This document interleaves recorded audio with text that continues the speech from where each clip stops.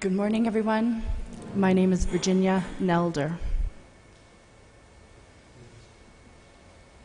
Good morning, everyone. My name is Akmcc. Good morning. My name is Kate Moore. Good morning. My name is William Steven. My name is Stephen Yates. Thank you. You can start.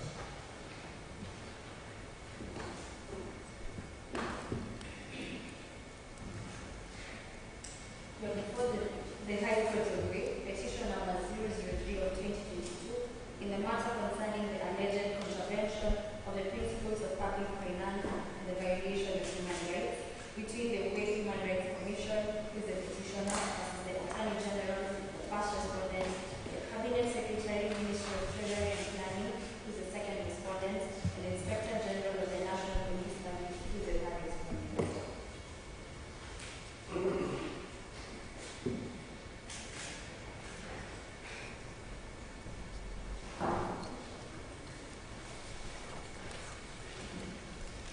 All right, who is up for petitioner? Somebody ready to tell us the directions?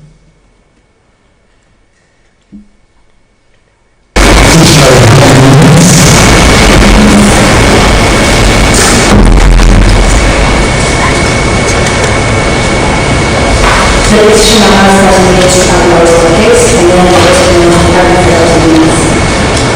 Thank you very much.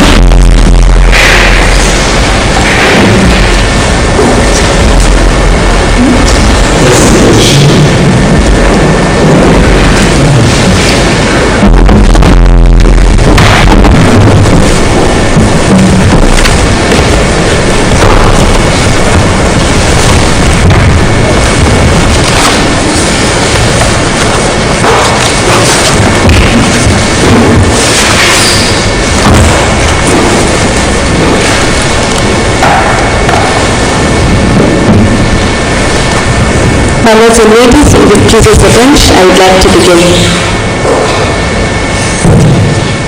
Greetings, my ladies. For the purpose of record, my name is Counsel Celine Minor, the first counsel appearing on behalf of the petitioner, the Way Human Rights Commission, alongside my co-counsel, Ms. Deborah Moigi.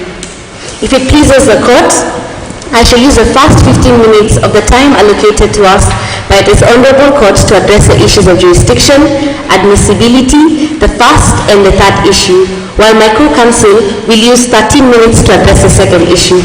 We shall then reserve 2 minutes for rebuttal. If it pleases the court, I'd now like to proceed to my submission.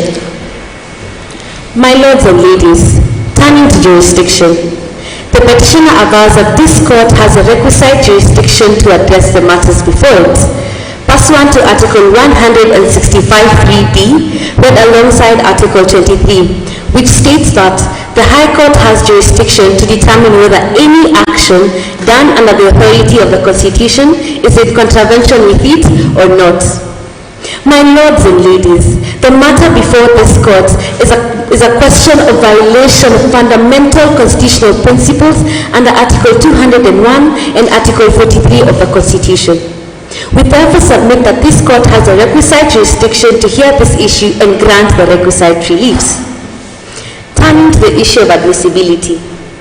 My lords and ladies, it is a petitioner's submission that these matters are indeed admissible before this court. We, however, do not fail to acknowledge that an issue is the particularity of the pleadings, as was highlighted in the case of Anarita Karemi versus the Republic. However, my lords and ladies, we seek to rely on the 2012 case of Trusted Alliance Society of Human Rights versus the Attorney General, where the court in paragraph 46 stated that the matters need not to adhere to mathematical precision, but would be presented in a manner that would allow the respondents to respond and the court to adjudicate. My lords and ladies, the presence of the honorable bench ready to adjudicate and the respondents armed with submissions allows us to is a clear indication that this matter is indeed admissible before this court. If it pleases the court, having presented on the preliminary issues, I would now like to turn our attention to the substantive issues. Counsel, before you dive deep into the depths of your submission, I'd like you to respond to a preliminary issue.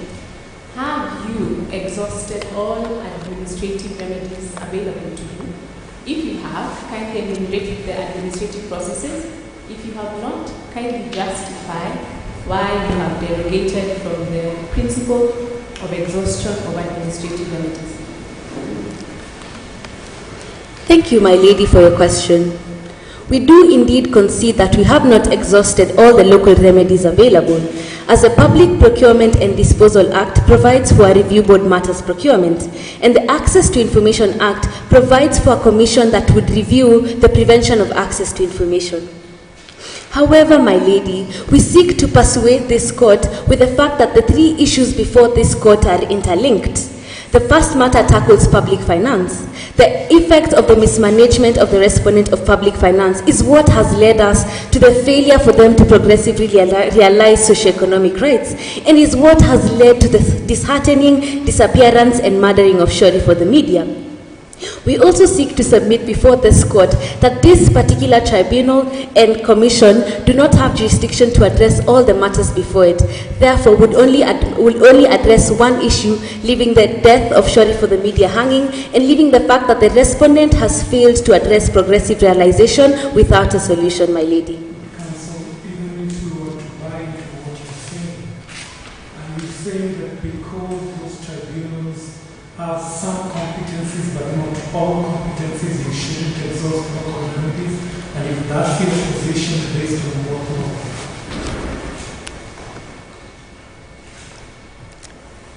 My lord, I do note your concern, and we do seek to rely on the case of Athiambo versus Attorney General, where this honorable court stated that where there are local remedies provided, such as ADR mechanisms, the court shall put a stay to these proceedings and ensure that the ADR mechanisms are followed.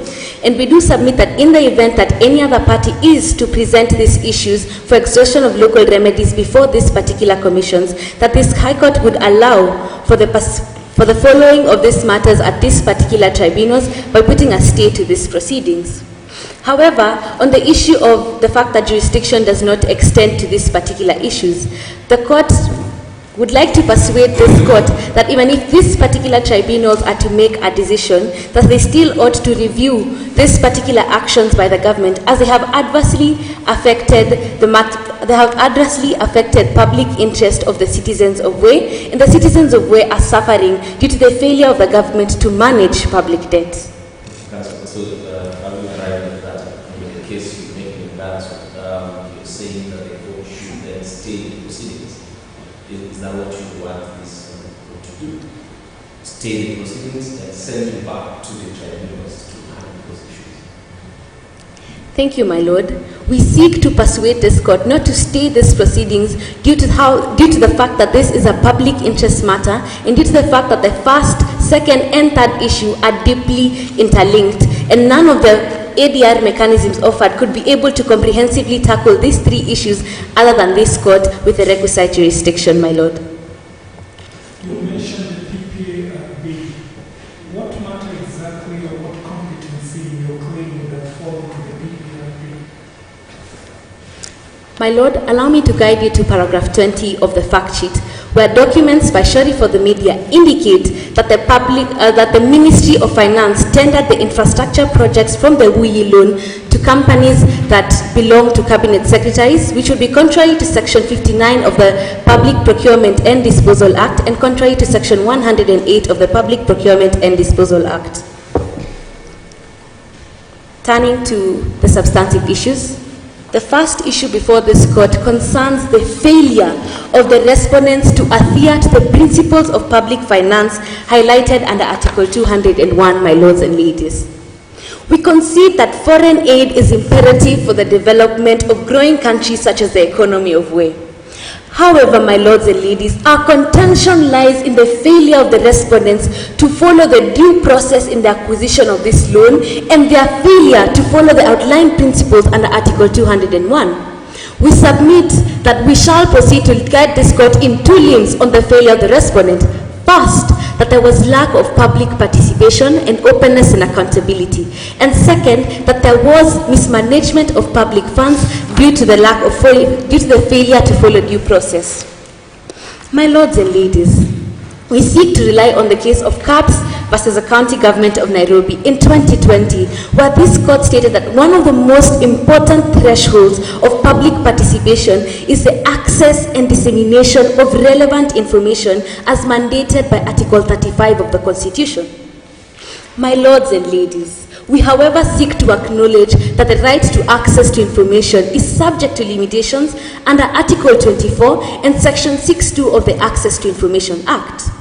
However, my lords and ladies, allow me to guide you to Section 6.2 of the Access to Information Act, which states that when an arm of the government denies public access to particular documents due to the reasons of national security, as was alleged by the respondents, the burden lays upon them to prove that these matters do relate to national security. So even if we were to buy again before we were going back to Article 35 of the Constitution, and even within the access to information, are there procedures that are laid out to seek information, how to apply for information if one is wanting?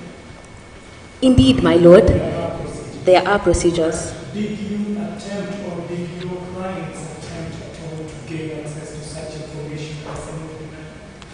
My lord, precise indeed. Allow me to guide you to paragraph 21 of the fact sheet, where the process was indeed followed.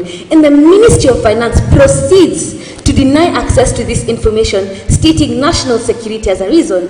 And this guides me to the point. When these documents were leaked, they indicate that not only had the tenders been inflated, but also the companies contracted to facilitate these particular infrastructure projects belong to cabinet secretaries, contrary to Section 59 of the Public Procurement and Disposal Act. Who is it that has stated that they belong to cabinet secretaries?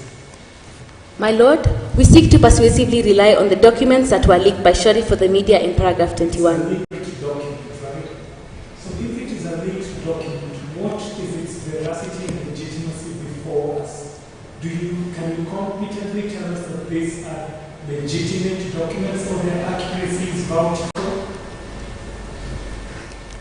Fortunately, my lord, this issue was tackled in the case of John Murithi versus Registered Trustees of Mercy in 2013, where this court stated that leaked documents or illegally obtained evidence would be admissible before this court, so long as it is not prejudicial to the achievement of justice and would allow for the furtherance of the fact in issue. Initially, my lord, this process was shrouded with mystery and with an allegement of national security. However, these documents now indicate to us why there was a limitation to this particular right. We therefore persuasively seek for the court to rely on these particular documents.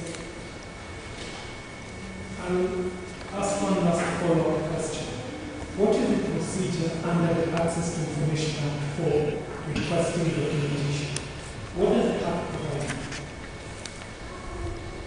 Indeed, my lord, Section 8, 9, and 10 of the Public Access to Information Act provides that in written form, the citizens or whoever is interested in this particular information shall write a letter of inquiry to the particular arm of the government that is responsible or holds this information. The particular, yes? This was done in paragraph 21 of the fact sheet, where they followed this process and indeed requested for these documents. However, the respondents denied access due to national security reasons, which they failed to demonstrate before the citizens and before this court. It is therefore a submission that the limitation to the right of access to information was neither reasonable nor justifiable, but it was only a means by the respondents to prevent the citizens of Wales who are suffering the burden of its repayment from holding them accountable. Allow us to turn to our second limb on there was mismanagement of public funds due to the failure to follow the due process. My lords and ladies, Section 108 of the Public Debt Policy of 2020, read alongside Section 50 to 53 of the Public Finance Management Act, provide that in borrowing, the government shall ensure that payment obligations are met at the lowest cost possible, while ensuring this debt remains sustainable. Further, that they shall adhere to the provisions of the medium debt term management strategy, and that they shall also adhere to the public debt policy. Allow us to guide you on the failure by the respondents to follow this due process. In paragraph 12, they take a Eurobond loan which accrues a higher interest rate than the initial price they receive, my lords and ladies. This debt seems to not be obtained at the lowest cost possible, and is it indeed sustainable to acquire debt that should accrue higher interest rates? It fails to follow the medium debt term strategy and the debt management policy alongside the Public Finance Management Act, because it mandates obtaining this debt at the lowest cost possible and remaining sustainable. This, my lords and ladies, was not the lowest cost possible, as it accrued a higher interest rate. Yes? Yes, I am. Would like to persuasively employ the Duplam rule in banking, which states that a country or a person, an individual procuring a loan, shall not procure a loan that accrues a higher interest rate than the initial price that they receive, which the state fails to adhere to. Has it applied to state borrowing? Has it ever been applied to state borrowing to the best of your knowledge? To the best of my knowledge, I am unable to guide this court on whether it has been applied. We are, however, of the position that it should be persuasively applied in this particular circumstance due to the effect that this debt would have on the citizens of Wales. Allow me to continue. In paragraph 19, an audit report indicates that the Wuyi loan was taken on commercial terms as opposed to concessional terms. My lords and ladies, I bring you back to the medium debt term strategy that mandates the government to pick loan on concessional terms, further to the lowest cost possible. My lords and ladies, the respondents have failed to responsibly manage public debt from the onset in the process that they choose to follow, as they selectively choose to employ the law as it favors them. Turning to the third issue, the respondent would like to aver before this court that the inherency of human dignity obligates the state to respect the lives of its citizens in their actions and to always take account of the well-being of its citizens in their actions. The petitioner submits that indeed the respondents were ignorant of this particular obligation. Respectfully, my lords and ladies, the petitioner concedes that the use of force by the police might have been reasonable due to the 6th schedule of the National Police Service Act. Before you go to the use of force, let's bring you back to the public debt and borrowing policy of 2020. The government is obliged to promote an equitable society. And as such, governments have always endeavored to procure public debt for the purposes of development. From the fact pattern, we have a series of developments that have been facilitated through public debt, money or finances obtained from public debt. Now, how would you try to balance that obligation of the state to promote an equitable society with now sustainable development, sustainable debt management? How is the state able to balance between those two obligations? One, promote an equitable society and maintain a sustainable debt. Thank you, my lord, for your question. We are of the position that the state of Ware could have indeed been able to maintain a balance between these two, tough as it might be, through ensuring that they had fiscal discipline. Allow me to direct you to paragraph 20. 1 minute, sorry. Allow me to direct you to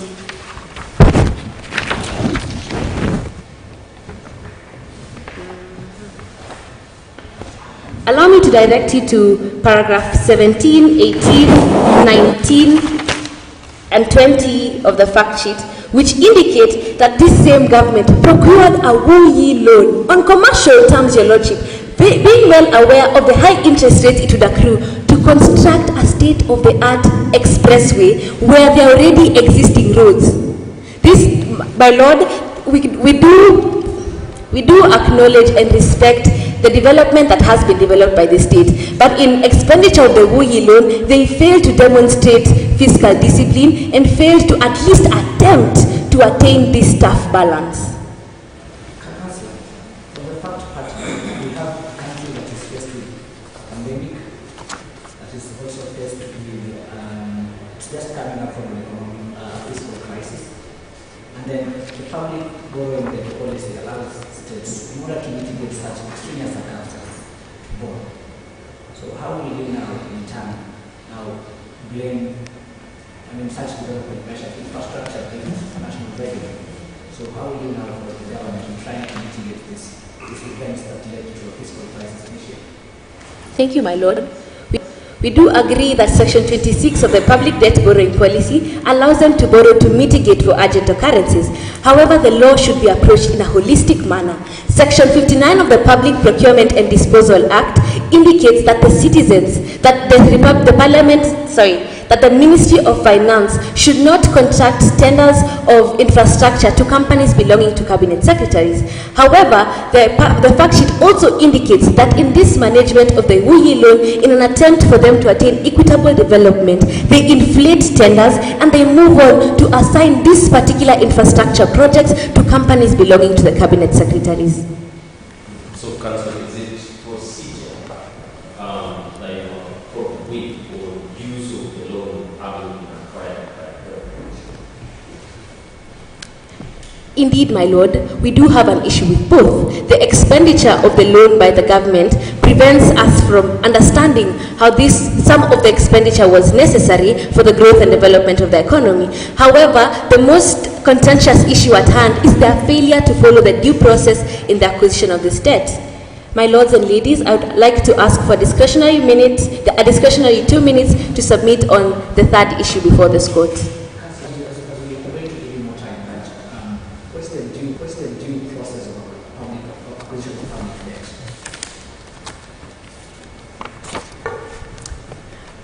Precisely, my lord. This is governed by Section 51 to 53 of the Public Finance Management Act, read alongside Chapter 8 of the Public Debt Policy Management Act, which indicates that discussions for the obtaining of a loan shall be initiated by the Cabinet Secretary in charge of Treasury and Planning, alongside any member that he designates.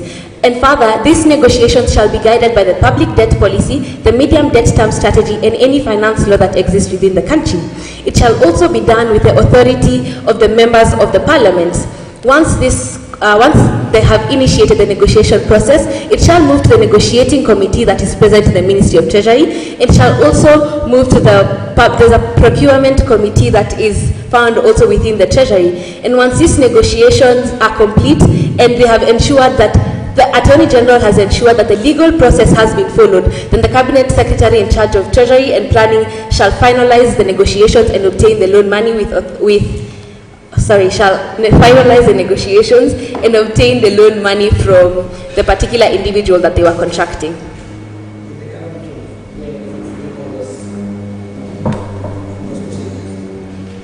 It is with deep respect to your Lordship that I guide you to their failure to follow the public debt policy and the medium debt term strategies, which indicate that, one, they should borrow on concessional terms as opposed to commercial terms, as they did in the WUI loan, and also the Finance Management Act regulates that they should ensure that this debt is sustainable. In the fact check, my Lord, they do actually default on the payment of this loan, and that the payment obligations should be met at the lowest cost possible. The Eurobond loan, my Lords, however, accrues a higher interest rate than the amount of money that they had received initially from the Eurobond.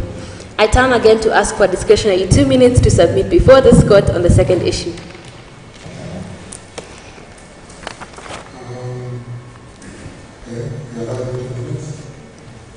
Yes? Thank you. Thank you.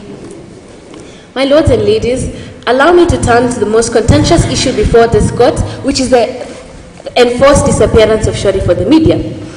My lords and ladies, in 1988, the Inter-American Court, in the case of Velasquez versus Honduras, established that circumstantial evidence can be used to prove the involvement of the states.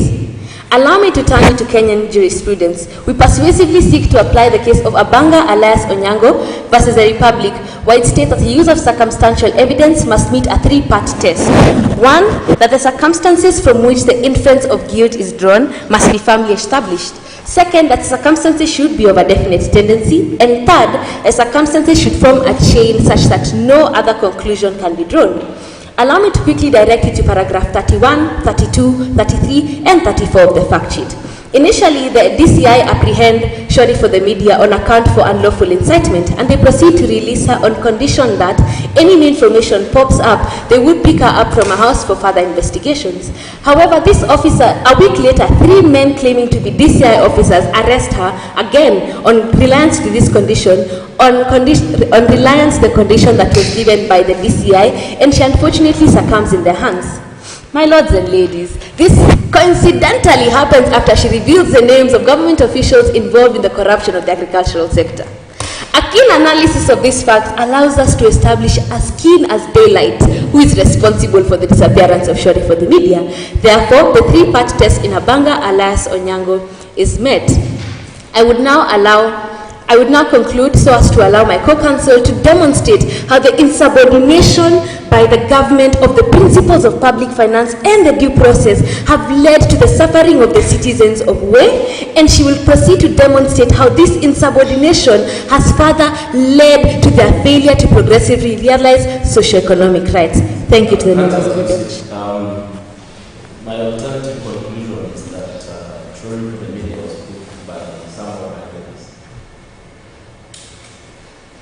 My lords and ladies, allow me to rely on the fact pattern in general to just demonstrate how Shori for the media had the interest of the citizens at heart. From her actions, her tweets, her messages, her demonstrations, she only had one enemy. Thank you, my lord. So before you take a seat, I'm just trying to understand how you see that this is the best forum to articulate the issues that you have profiled in regards to Shori for the media. Do you suspect that we have investigation powers that we can get into the issues, to the root of the issues as a court of law? Are there other better forums where this matter would have been articulated, gotten to the bottom of it?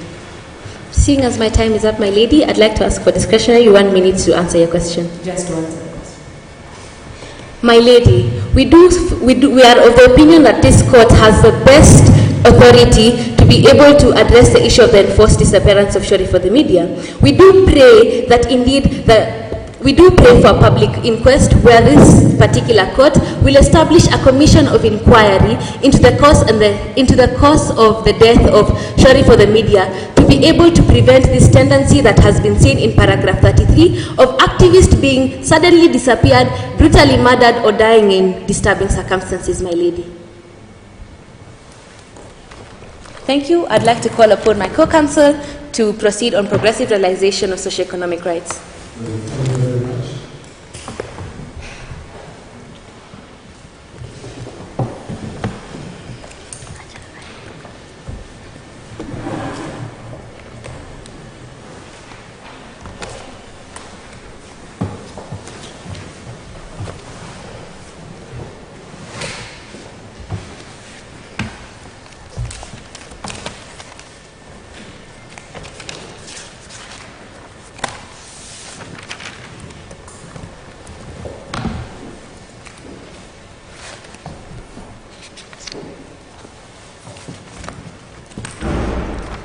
It pleases this court, I would like to begin. Greetings, members of the bench. My name is Counsel Mwegi Bwari. Picking up the mantle from my fellow counsel, I shall be guiding this honorable court on issue 2 of whether the state ensured sustainability in public debt acquisition and management in relation to socio-economic rights. Members of the bench, socio-economic rights provided for under Article 43 of the Constitution of Wales falls under those rights that are subject to progressive realization. And the rationale behind these, members of the bench, is that they require intensive resources. The petitioner acknowledges and even appreciates the efforts of the respondent to seek additional resources from the international community through borrowing. However, members of the bench, the issue at hand is that these resources have not been properly managed and their servicing has resulted to violation of socio-economic rights, especially the right to education and the right to access to food of acceptable quality. Members of the bench, I shall proceed to address this matter in two limbs. That first, there was failure to meet the legal standards for progressive realization, and second, that there was prioritization of debt servicing at the expense of socio-economic rights. Turning to our first limb on failure to meet the legal standards for progressive realization.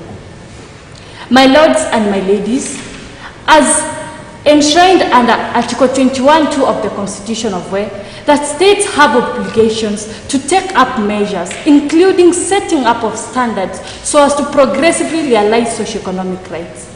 And among these measures, members of the bench, and among these standards, as were espoused in the 2012 case of Matthew Okwanda versus Minister of Health, decided by this Honorable Court, include maximum use of the available resources and taking up of steps.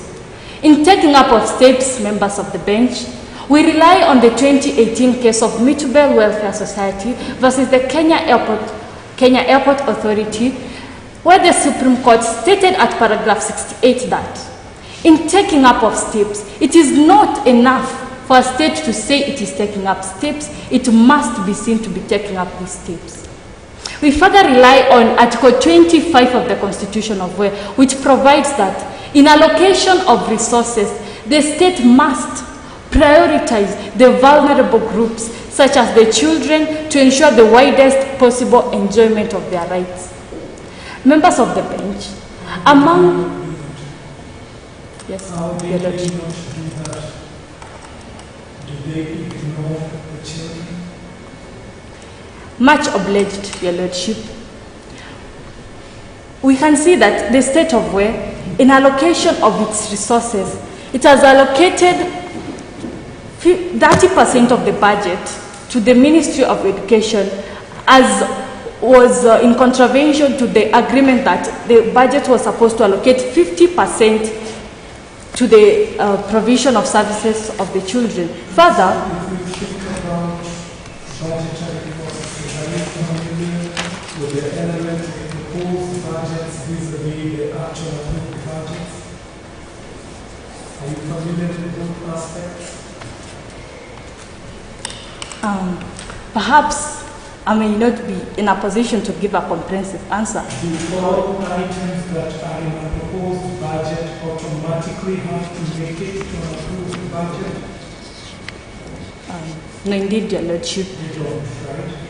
Yes, indeed. If they do not, in the current case, you have a state that has been ravaged by town 19. You have a state that has been having a ravaging drought, and they have had to borrow by necessity, and as the co-counsel indicated, sometimes even being excessively in interest.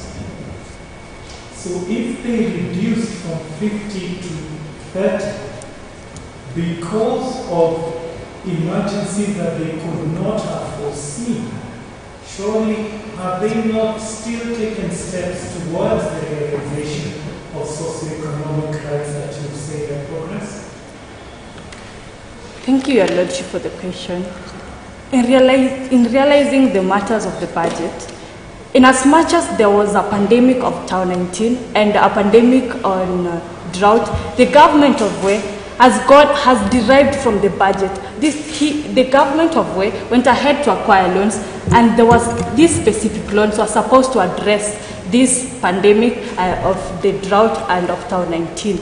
And on the budgetary allocation, what is impeding the budgetary allocation is this mismanagement of the funds within the economy, not those ones that were acquired from the international assistance, as they were supposed to be used in resolving the specific problem of Town 19 and the pandemic on drought. But the government has, in rolling out a new education program, it promised that we are going to issue computers for the children, we are going to issue knitting kits for the children. But the state has failed to demonstrate this by not channeling sufficient resources, and rather taking up these resources to repayment of debt and not channeling them to the sole purpose of acquisition. And Council, you've given me a very clear two-part test. You say the problem is in management and servicing.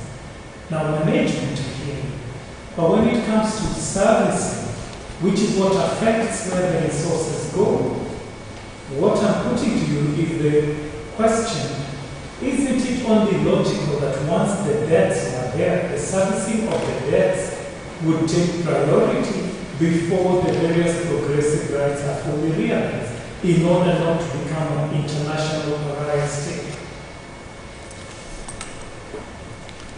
Much obliged, Your Lordship. We seek to rely on the 11th principles on principles governing foreign debt acquisition and human rights, where Principle 11 provides for the primacy of human rights in general, that under no circumstances should servicing of debt impede or result to expenditure cuts and curtailment of socio-economic rights. And this state herein, in servicing of debt, it has resulted to expenditure cuts and curtailment of the socio-economic rights. Your Lordship, I would like to proceed with the submission.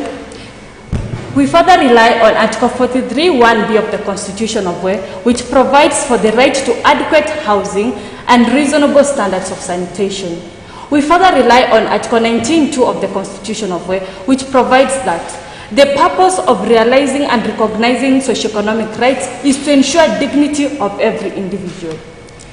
Your Lordship, members of the bench, we further rely on General Comment number 3 on the nature of the state's obligation, that the state must ensure satisfaction of the essential minimum level of each right. And we further rely on the case of Satros Ayuma and 11 others for the registered trustee of Kenya Railway, where it was stated that the right to housing should not be narrowly interpreted as basic shelter or a roof over someone's head, but rather a right to live somewhere in dignity and provision of services such as water, removal of sewages, and financing of these. However, my lords and ladies, as seen under paragraph 2 of the fact sheet, 54.7% of the total population of Wei live in informal settlement, and no resources from the acquired resources has been allocated to remedy the housing, or rather the sanitation situation in the state of Wei. The petitioner therefore submits that, in light of the foregoing, the respondent are not meeting the legal standards for progressive realization of socio-economic rights. Turning to our second limb on... My understanding is that progressive realization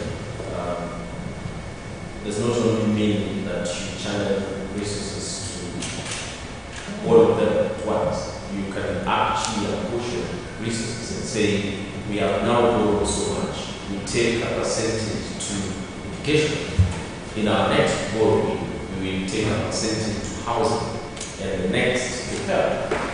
Ideally, that is also progressive, and that is what the state has done. The petitioner said, we want you to allocate to every aspect of socio-economic rights. Is that taken? Much obliged, Your Lordship. I would like to submit that all rights are interdependent, interlinked, and the state must prioritize provision to ensure upholding of all rights in general. Therefore, the state cannot purport to prioritize this right of another right. So what is the essence of progressive? If you say the state must uphold all, then it is not progressive. Those become fundamental and literally irreducible rights. When the leeway for the state in your government.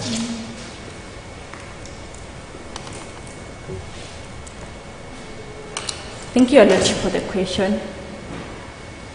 When the term progressive realization is being used in this matter, it does not mean postponement of other rights, that these rights must be progressively realized as a whole, not postponement of other rights, but rather progressive realization of these rights as a whole, taking up steps towards the realization of these rights. We can see the state taking up steps in realization of the rights to education. Yes, indeed, setting up free primary education, ensuring free access to healthcare services. But what about the steps? What steps is the government taking to ensure housing is progressively realized in this matter hearing? Well, because we have this match by drawing our attention to any place, any authority that has defined progressive realization in the manner of what it is.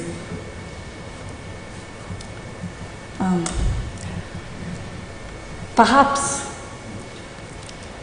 I will seek to rephrase as seen under paragraph 17 of the 2018 case of Meat Bell Welfare Society versus the Kenya Airport Authority, where it was stated that the term progressive realization of socio-economic rights means gradual attainment of socio-economic rights, being that socio-economic rights are rights that are realized progressively. There has to be set up supportive measures to ensure their realization. And in this matter hearing, the state has not set up supportive measures to ensure realization of the rights to housing as seen in this case. Turning to the second. So, just to get a better understanding of your understanding of the rights that you're submitting on, are social and economic rights first generation rights or second generation?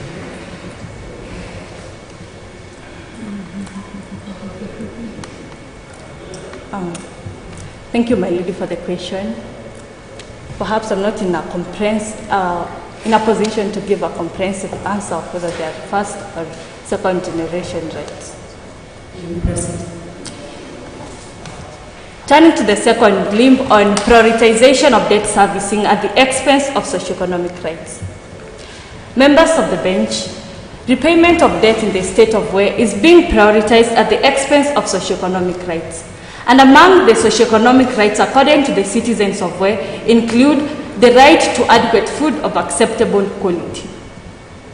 We rely on the 2001 case of Serak versus Nigeria, decided by the African Commission on Human and People's Rights, where it provides that the state has an obligation to respect, which calls upon the state to refrain from interfering with the enjoyment of the fundamental freedoms of its citizens. However, members of the bench, the state of Way is doing the exact opposite of this, as demonstrated under paragraph 24 of the fact sheet. that repayment of debt is being done through budgetary allocation, with 70% of the total budget being allocated to repayment of debt. Members of the bench, this has resulted to limited public funding, limited budgetary allocation to various government ministries, thus impeding their service delivery. We further rely on paragraph 28 of the fact sheet that in a bid to raise more revenue to service debt, the government has enacted a new financial act. And this has resulted to massive inflation. To put this into context, members of the bench, the price of 1 liter cooking oil now costs 407 shillings from the initial price, which was only 350 shillings.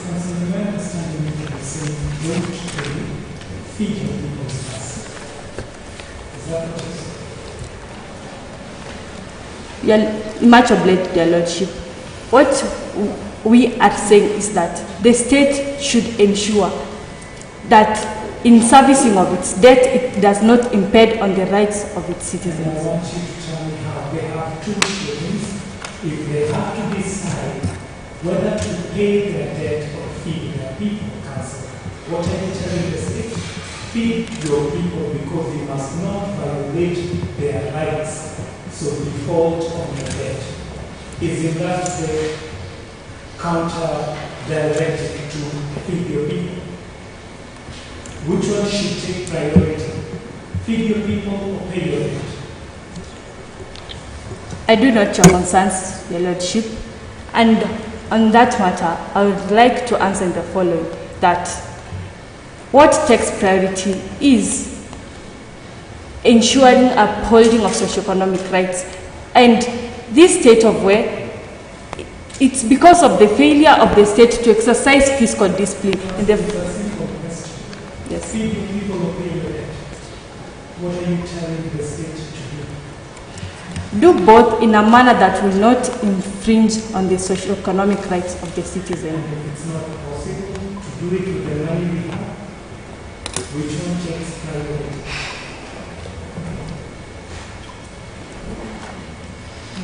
What takes priority in this matter, therefore, is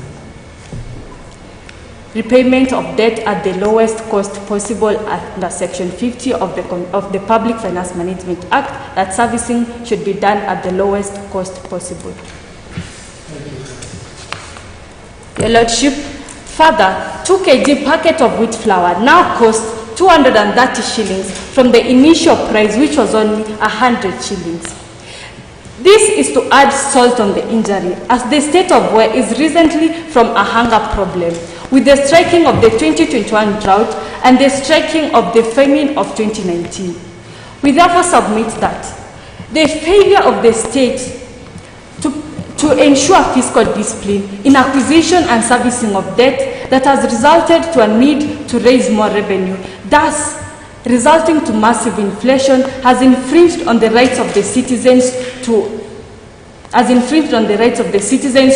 to health, to food of acceptable quality. Therefore, the state of war has failed to uphold its constitutional mandate set out under Article 43 of the Constitution of war. Due to one of the things the state is doing, as you look at paragraph 18, is one of the things they want to obstruct and irrigation scheme to guarantee the country's security, which then reduce the prices of commodities that are required. As the petitioners, we also have a problem with that. What is the alternative for the state?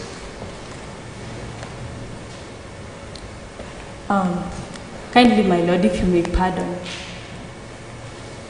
the question. Sorry, I'm making reference to paragraph 18. The intention of the state is to use part of the growth to put up an irrigation scheme to ensure that eventually there is food. It means they will reduce the prices of commodities that you make reference to in the submissions, and that also means progressive. Perhaps I'm hearing you're saying that the state should not do that. What we need to do is to ensure insurance, the prices go down too.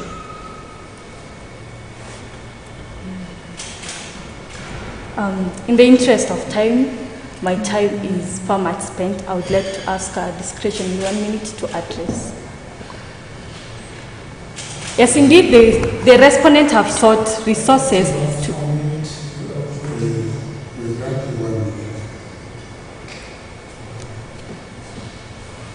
Yes, indeed, the respondents have sought resources to ensure construction of the multi-billion-dollar irrigation scheme to combat the adverse effects of drought. However, Your Lordship, there has been looting of these funds, as in this fund set for the agricultural sector has been looted by specific government officials, and therefore it will not be possible to lower these prices anytime soon, as provided from the compromise that these funds set for the agricultural sector were again leaked by the government officials.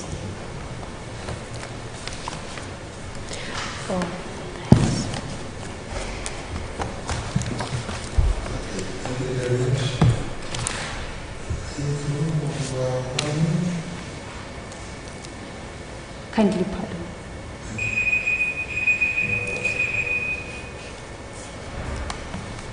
The petitioner requests the court to kindly look at page 30 of our fact sheet of our written submissions for the prayers.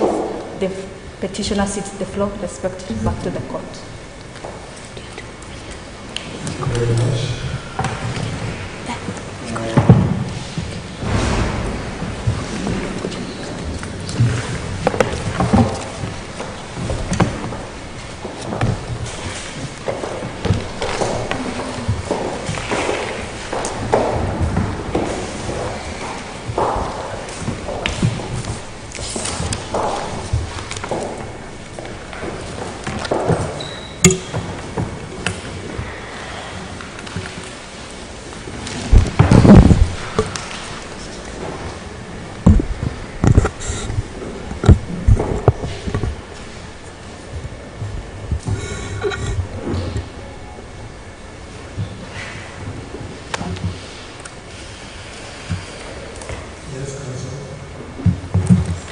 Greetings, honorable members of the bench. My name is Leticia Gashara, lead counsel for the respondents. I appear together with my co-counsel, Daniel Murira. I intend to take 20 minutes of this court's time to address this court on the first and second issue brought before this court for deliberation, where it is our position that the government of Wei followed due process in the acquisition of public debt. It did not violate the principles of public finance, and it ensured sustainability in public debt acquisition and management. If there are no preliminary questions from the bench, I wish to proceed with our submissions.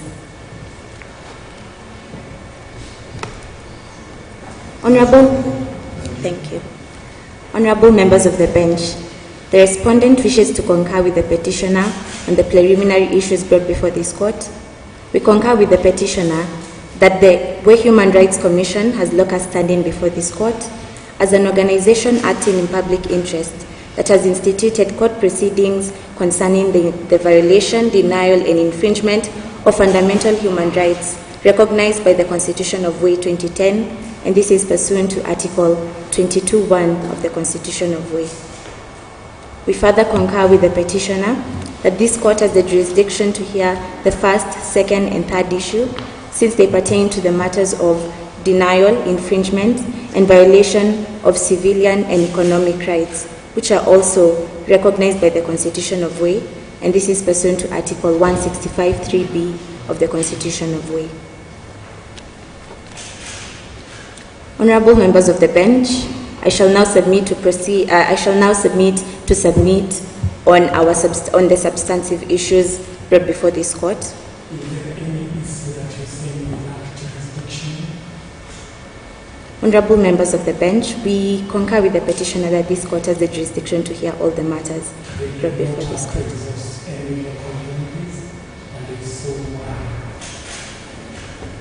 Much obliged to answer your question, Your Honor. With regards to the first issue, the petitioner was initially supposed to seek redress from the Public Procurement Administrative Review Board, since it has the responsibility to hear and determine matters concerning disputes on public procurement and asset disposal. However, because the first issue relates so much, or it contributes to the violation of socio-economic rights that the petitioner alludes to, we submit that this court cannot hear one issue and then fail to hear the rest, while it contributes significantly to the second and third issues. We therefore concur with the petitioner that this court has the jurisdiction to hear all the three matters. Is there an authority to support that decision? Much obliged to answer your question. Section 27 of the Public Procurement and Asset Disposal Act puts in place the Public Procurement Administrative Board and puts in place its functions that I have just mentioned. The position that the court can why not the other to cancel submission without any backing? It's counsel submission. Honorable members of the bench, I shall now proceed to submit on the substantive issues brought before this court, where firstly, it is our position that the government of Way followed due process in the position of public debt and it did not violate the principles of public finance. We shall front our submission in three limbs of argument. Firstly, that the government's action of taking a commercial loan instead of a concessional loan was justified.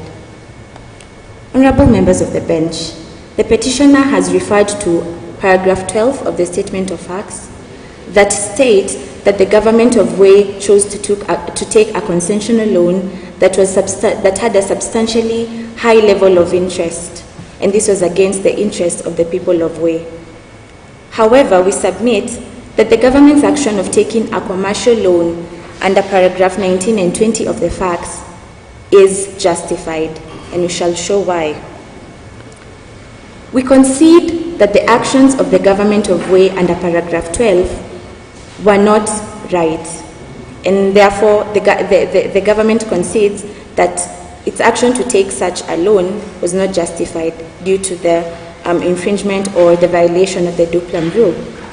However, essentially, just based on your submission, we would be capable of entering a judgment in their favor with respect to that aspect of the law. Is that what you consider? much obliged to answer your question, Your Honor.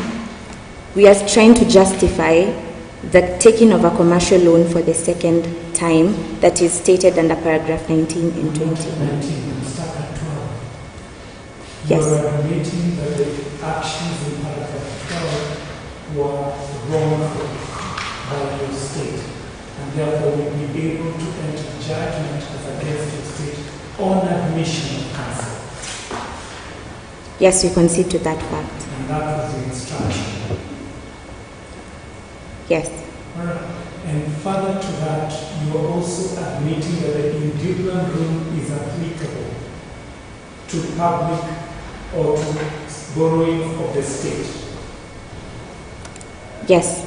On what basis is the Duplum rule applicable to borrowing of state? Much obliged to answer your question, Your Honor. The Duplum rule is a rule that applies to many financial decisions of many financial projects or financial activities, if we may say that. Don't even go around. Give me a single instance where the Duplum rule has been applied to state borrowing. Globally, please. I stand guided on that, Your Honor. But you conceded to it. Yes. Okay.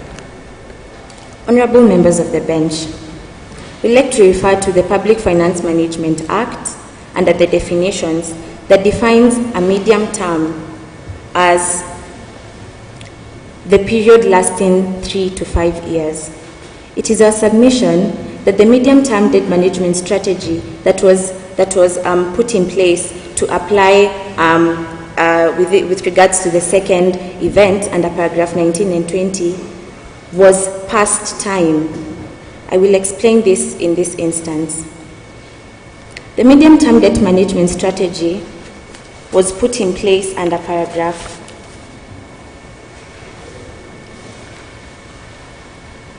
19 of the facts.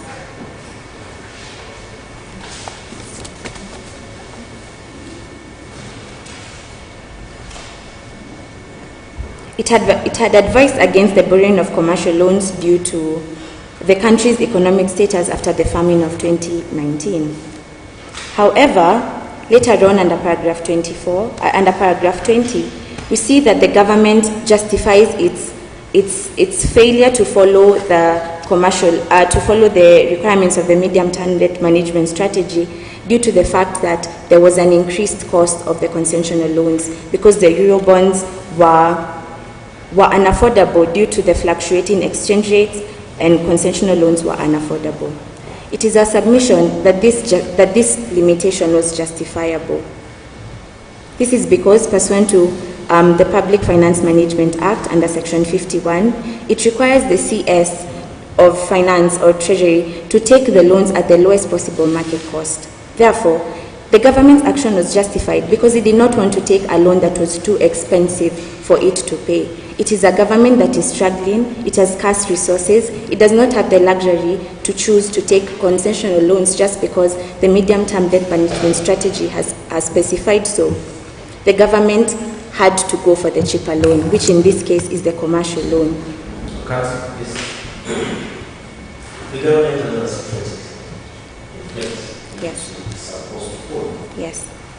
So the government says that the concessional loans were affordable. Yes. This is given by President of the Akmcc. Yes. There is nothing beyond that that shows that it's indeed true. Maybe that this is just a law by the government to get loans to commercial target. Much obliged to answer your question, Your Honor. The justification given by the CS under paragraph 20 is after the world has gone through a series of economic crises, mainly attributed to the Tau-19 virus that ravaged the world globally. And we can attest to the fact that this led to the fluctuating cost of exchange rates globally. The medium-term debt management strategy was put in place before 2020. And pursuant to the statements that I just read under the Public Finance Management Act, the medium-term debt management strategy is only supposed to apply with a minimum of 3 years to 5 years.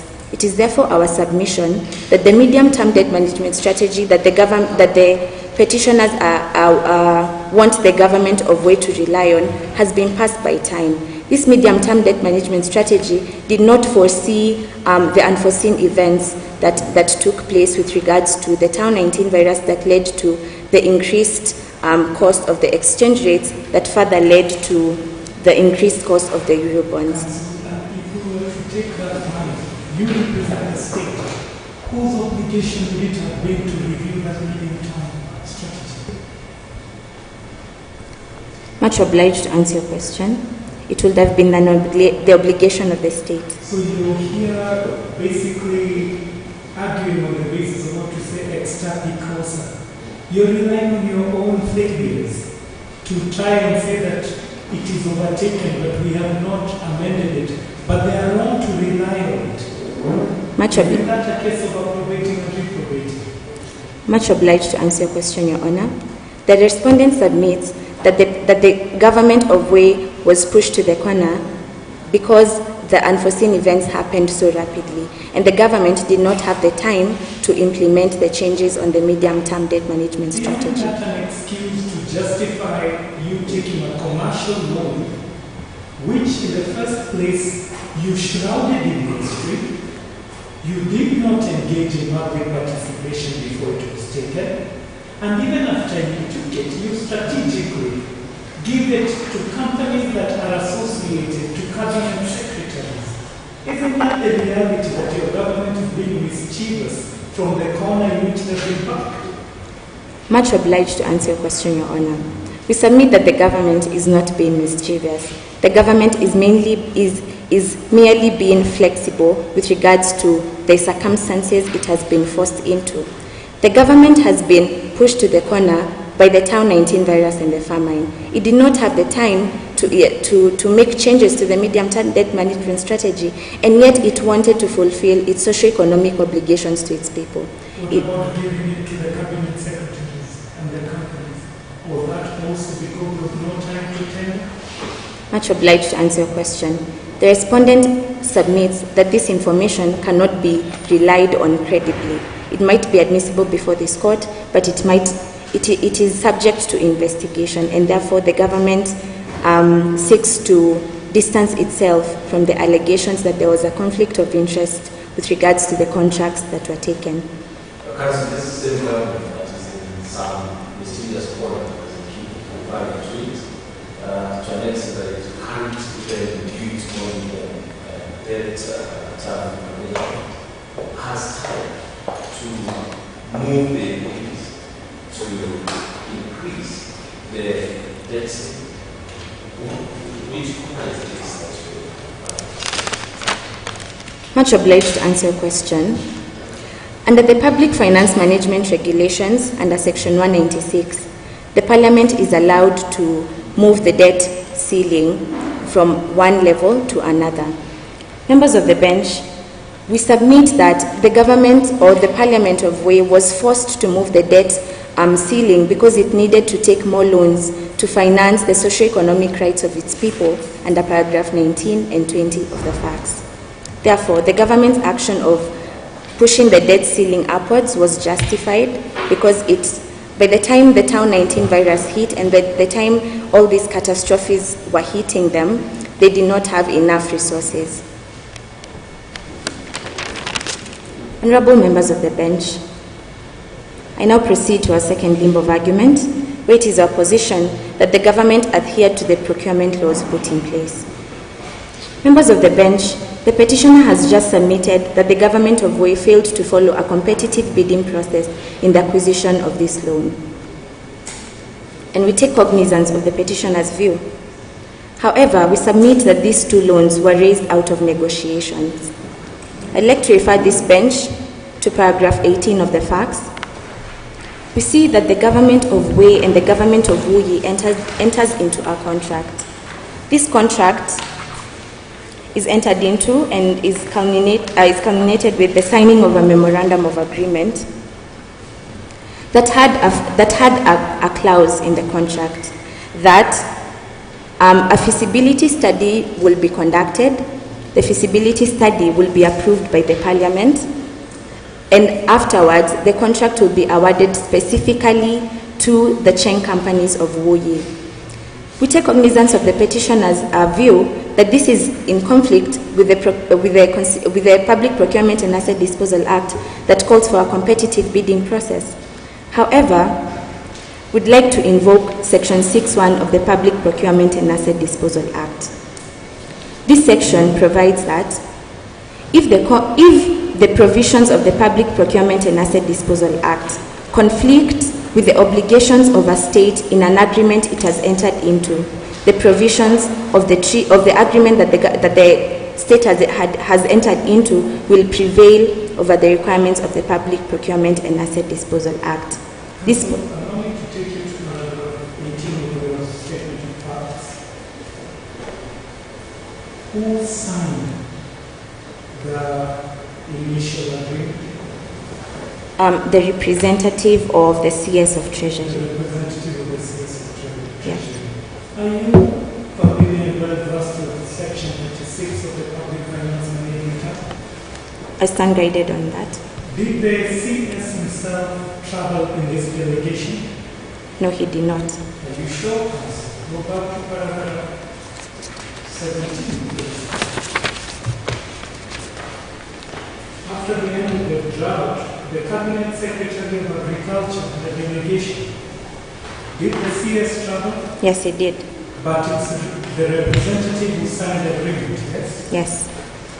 Section 36(1) says that subject to the Constitution, the authority to raise money by loan or issue guarantees for on behalf of the government shall rest solely in the minister and no other person, public corporation, state enterprise, or local government council.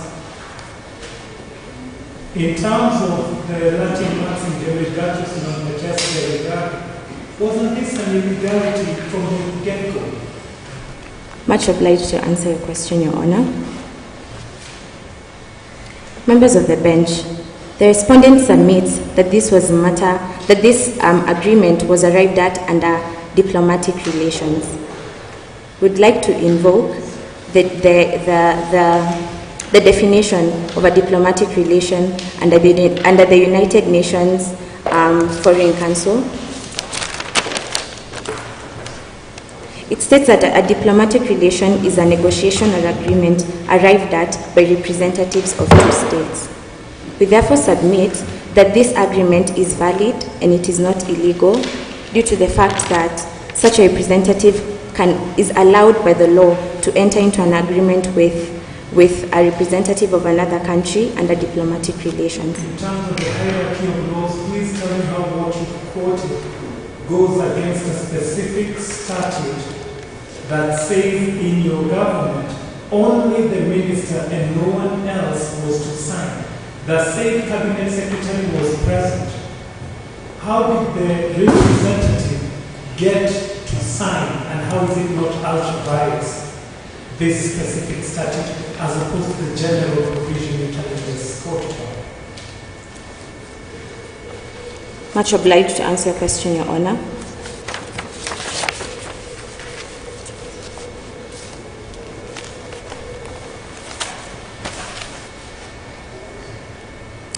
Would like to invoke the provisions of the Public Finance Management Act under Section 49 that allows the CS of Treasury to delegate authority conferred to him by statute.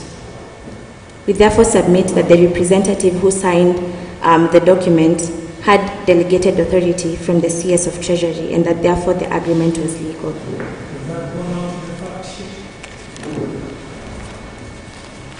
It is brought out in that the CS of Treasury, there was a representative who was sent by the CS of Treasury, and that therefore he had delegated authority from the CS of Treasury. Does the one not say the representative unilaterally signed? At a dinner? I believe, Your Honor, you are alluding to the fact that the representative made the decision by himself. I'm not alluding, that's what the fact seems to tell me. Members of the bench, the respondent submits that based on the fact that paragraph 18 begins by stating that it was a representative of the CS of Treasury, it implies that this person had permission from the CS of Treasury to sign this document or to move into that. It is implied, it is not expressed, but it is implied. They did not to sign. When it comes to signing, it was a residential decision. But to tell the yes, we agree that it was a residential. Honorable members of the bench,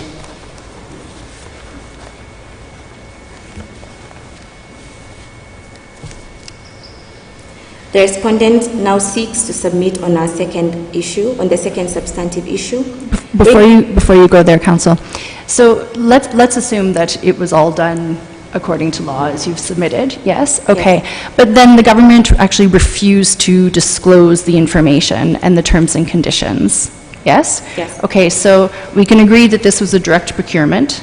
Yes. Okay, and that the procurement, the Public Procurement and Records Disposal Act actually addresses direct procurement and the release of information about direct procurement. Okay? Yes. So the requirements, it's section 67 and 68 of that act, is that the procuring entity, in this case it's the government, yes, is only allowed to refuse to grant access to the information about the loans if the information, if disclosure would impede law enforcement or it would not be in the public interest. So, first of all, would you agree with me that a loan and contracts in the amount of 14 billion shillings, when the national debt is almost at 10 trillion, is something that's of public interest? Yes, it is. Okay, so then the only other basis for refusal is that it would impede law enforcement. So can you explain to me how you can use that as a basis for refusal to disclose the information? Much obliged to answer your question, Your Honor. Correctly, you have stated that the government or the Act states law enforcement as one of the reasons for limiting the right to access to information.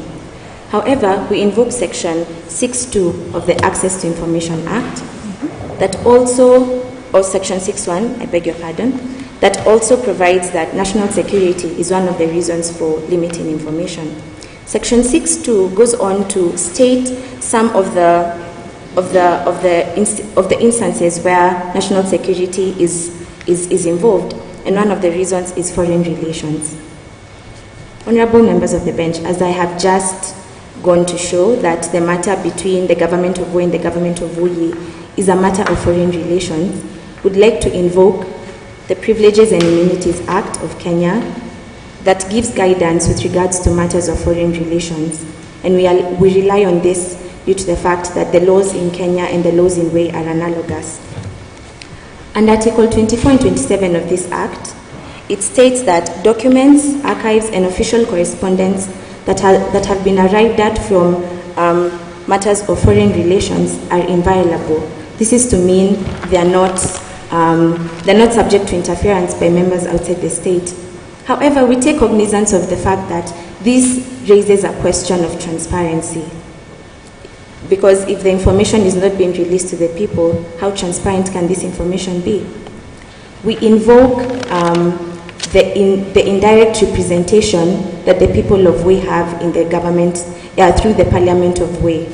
Pursuant to paragraph 18 of the facts, we see that before the award of contracts, the feasibility study has to be approved by the Parliament. This goes to show that the Parliament was acting in the interest of the people in this case, and therefore represented its people with regards to transparency. It made sure that this contract has just not gone between the Ministry of Treasury and between the government of Voi. It ensured that it represented the people indirectly by approving the feasibility study. Therefore, it is our submission as the respondents that as much as the limitation to access to information, in this case, national security within the ambit of foreign relations, might raise a question with regards to the transparency of the information, we submit that the members of the Parliament represented the interests of the people in this instance by approving the feasibility study. But foreign relations is a different thing, yes? We're talking about relations between two governments, yes? Okay, but I understand that the procurement was not with the government, but it was in fact with two companies. So how do you rely on foreign relations? Is it simply because they're from a foreign country? Is that the bar for foreign relations? That seems to me to be a little loose.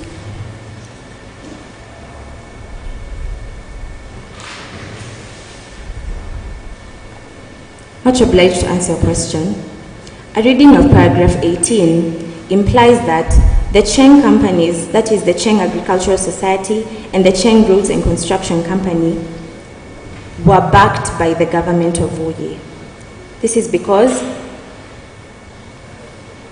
after the approval of the feasibility study by the government of Voi, the contract to be awarded to the two companies and financed by the Term Bank of Voi. We believe, we submit that these two companies were backed by the government of Voi in the procurement or in the construction of those awards of those tenders. The bank state makes these two companies statements to enjoy certain level of diplomatic protection. Is that your submission?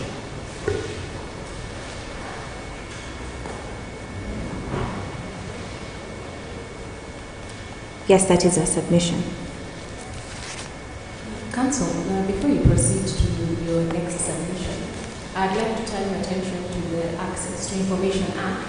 I just gained an understanding of what you consider considered to be information that should be proactively provided and reactively provided? Because it seems to me that there's been a lot of criticism in terms of your fiscal integrity. You seem to have a response to each and everything, but what is your duty as a state to provide information, and to what extent then have you provided that information? Because your actions or inactions have pushed the respondent to rely on questionably obtained documents. So the issue of everything according to you is limited. What is your duty under the Access to Information Act? Much obliged to answer your question. The respondent admits that the duty of the government with regards to access to information is with regards to matters of public finance or with public interest. Anything that will be involved with public interest, the government ought to release information. However, this is subject to the limitations prescribed in law. So what have you proactively disseminated? What information have you proactively given the citizen? Much obliged to answer your question. Because this right to access to information is subject to limitations, the people are represented by the members of parliament under the government. And therefore, if this project was, if this feasibility study was approved by the government, therefore the people are involved, and the people the people's interests are involved in this case, the public interest. In this whole yes, members of the public are really pushing to get information. Is there any information that the government has proactively given to the members of the public without them pushing the way to get it? Members of the bench, we concede to the fact that the government of Way has not expressly provided any information or some information with regards to public finance matters. Last question. I'd like to draw your attention to paragraph 19 of the fatwa. I am struggling to understand the nature of the medium debt term management strategy. Is it a legislation? Is it a regulation? Or is it just one of the guidelines that ought to advise the state of public debt management? Honorable members of the bench, the respondent submits that the medium-term debt management strategy is actually a policy that is put in place in law. However, we as the government struggled with the fact that was it supposed to take a very expensive loan because it is stipulated by policy, or was it supposed to live within its means and only borrow what it could pay? Policies have the state being responsible for the policy framework. Yes, it can. That's what I should do your attention to the powers of the Supreme Court, the Supreme Court of the Republic. And in a certain matter, the approach to the court to give an advisory opinion. That was regarding the 2009 declaration. Was the government obliged to adhere to the advisory by the Supreme Court? Do advisory opinions really have force? I stand guided on that, Your Honor. Seeing that my time has been far much spent, I ask for a discretionary 2 minutes to conclude on our second substantive issue.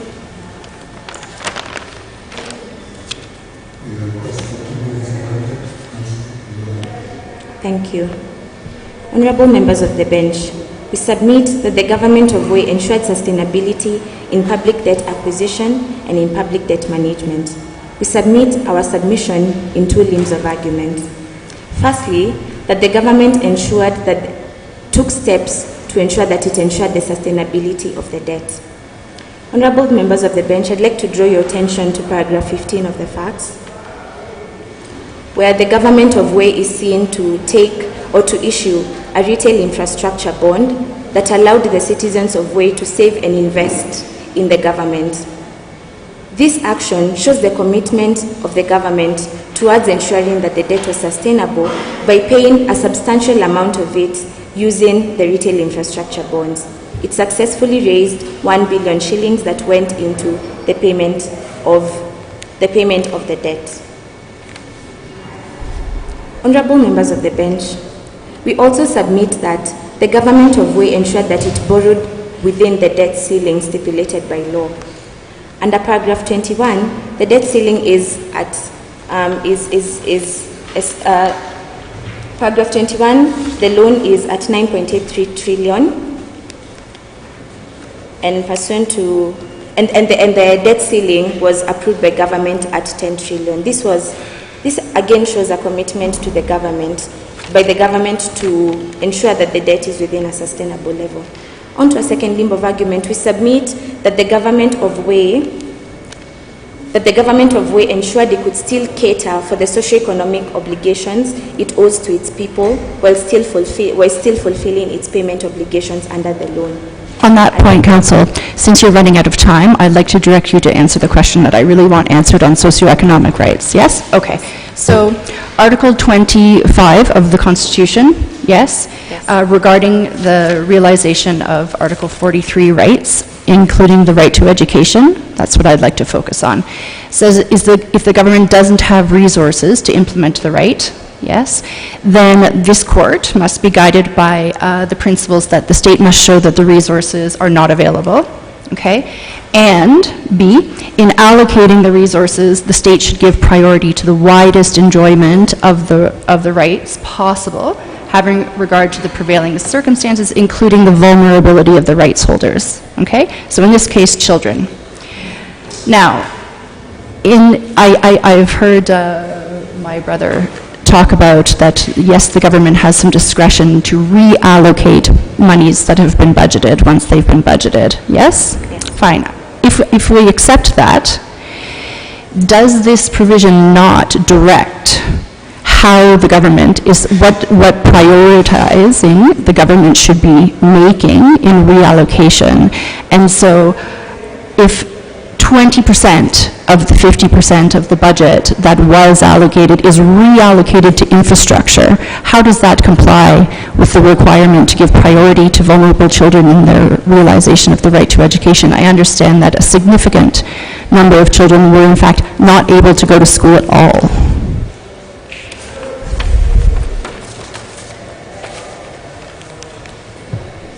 Much obliged to answer your question, Your Honor. We submit that the right to education is a progressive right. As such, it cannot be fulfilled to the maximum level of its potential immediately. It has to move on progressively. Further, we submit that infrastructure does not necessarily mean roads, does not necessarily mean that the money or the funds were financed to other ministries. Infrastructure is a broad term that can also involve infrastructure that went into the development of the Ministry of Education. We therefore submit that the government's action of prioritizing the infrastructure was justified as long as it took expeditious steps to ensure the progressive realization of the right to education by allocating a chunk of the budget to the Ministry of Education. But the budget was already made, and so the reallocation, you're saying, still prioritizes children when you're taking money out of an allocation?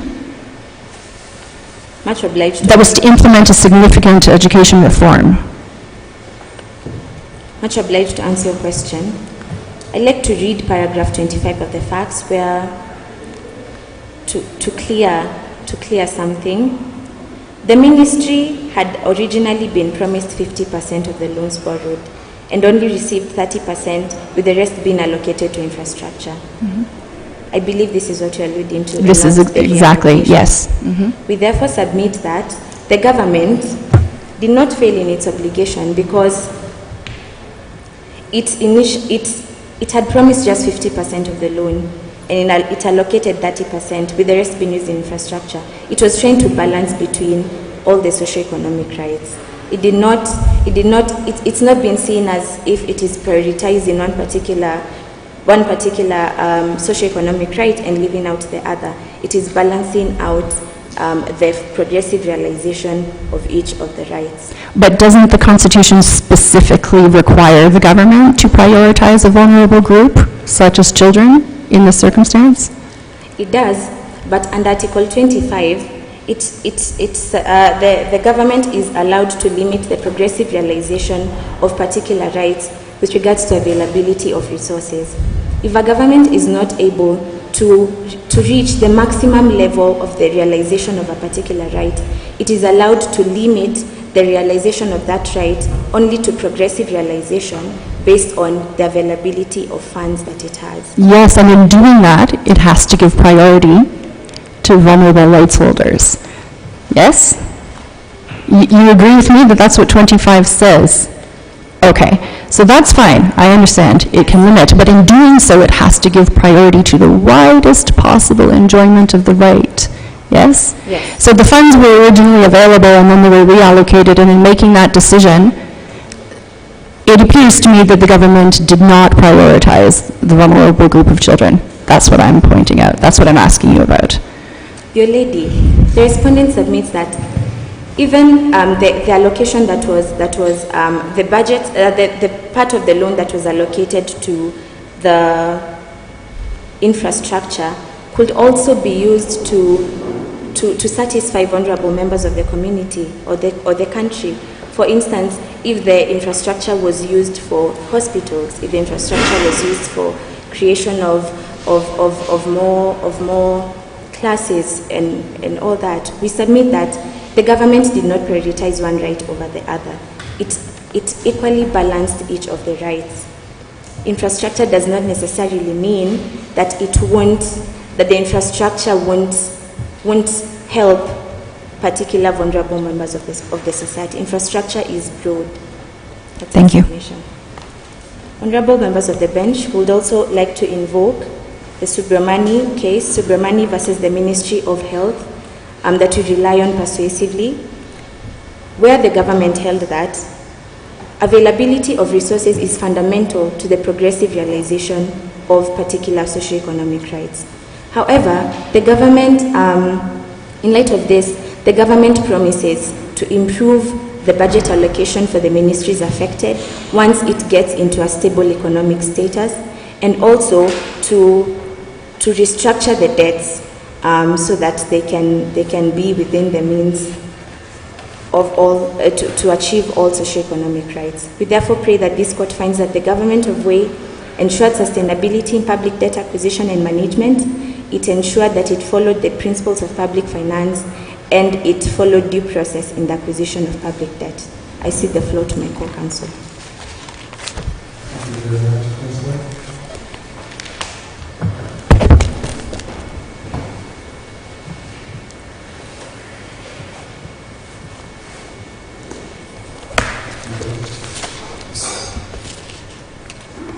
Greetings, honorable members of the bench. As previously introduced, I am Widhali Daniel Murira, the second counsel for the respondents. In the next 11 minutes given to me by this honorable court, I will respond to the arguments brought forward by the petitioners and aver to this court that the police did not violate the obligations under the Constitution, international law, and international law in regards to the use of force and the alleged enforced disappearance of Shori for the media. With your permission, I shall proceed to my submissions.